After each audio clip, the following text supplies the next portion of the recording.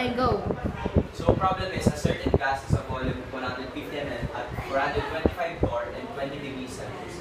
What should be its temperature in degrees Celsius when it has a volume of 210 ml at 410 torr? So first, sulat mo natin yung given. Lahat ng nabanggit na value sa problem. Merong 150 ml. Label natin siya as volume 1. 425 torr. Label natin siya as pressure 1. And 20 degrees Celsius as temperature 1. Then sa second half ng problem, merong 210 ml. Label natin siya as volume 2. Then 410 torr. Label natin siya as pressure 2. Ngayon, wala yung temperature 2 dito. So, basically, ito yung hinahanap sa sa problem. So, gagamitan natin para ma-solve, para mahanap yung temperature 2, gamitan natin siya ng combined gas.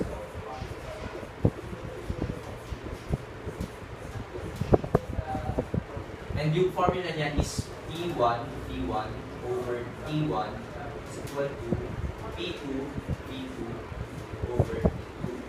So, para mahanap natin yung pinaka-formula sa paghanap ng temperature 2, cross-multiply natin sila.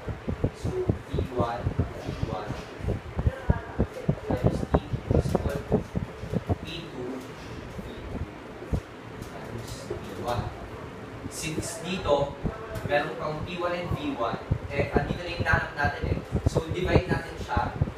Divide natin yung both sides by P1. So, makaka-cancel ito. So, ito na yung formula. P2 is equal to P2 P1 over P1. So, doon na tayo. Substitute na natin yung values na nakuha natin yung sa given. So, P2 is equal to pressure 2, ito, 410 torr.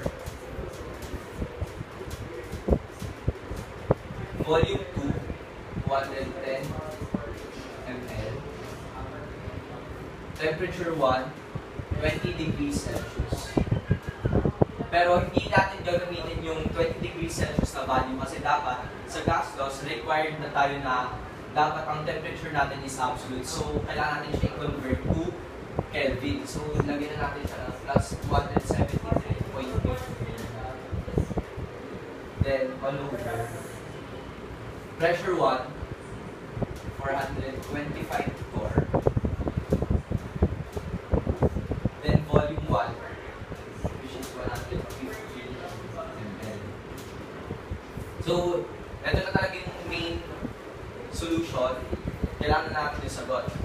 Makikita natin dito na may torr dito sa numerator, meron din sa denominator. May ml din na unit dito sa numerator at denominator. So, makakancel siya. Matitira na lang ito. Eh, di ba ito sa pagkakaalam natin, ito yung temperature na hinahanap. So, kapag pinerform na lang natin siya, kinalculate na lang natin siya,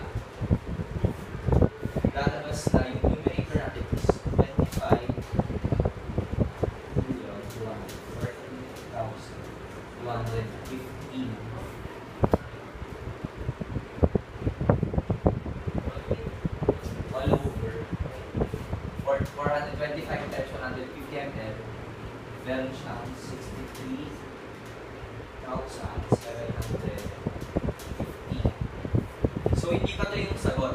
So, pag dinifine mo siya, lalabas na ang temperature mo is 395.9249412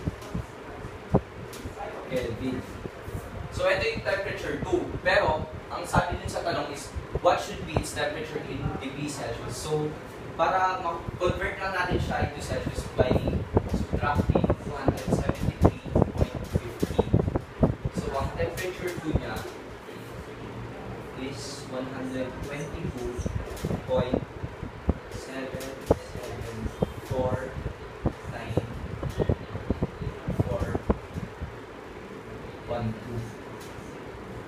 So round off na lang natin siya. So approximately 123 degrees